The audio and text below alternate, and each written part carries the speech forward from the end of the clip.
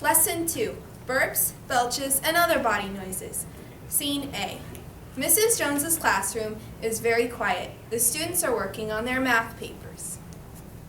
Boys and girls, when you're finished with your math papers, please put them in the basket on my desk and then get out your silent reading books.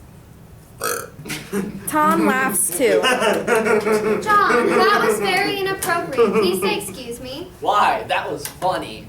Yeah, that was hilarious. Yeah. I'm going to need to see the two of you at recess.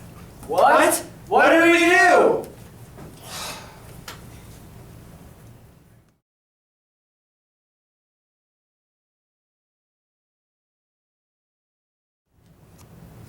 Lesson 2, Burps, Belches, and Other Body Noises. Scene B.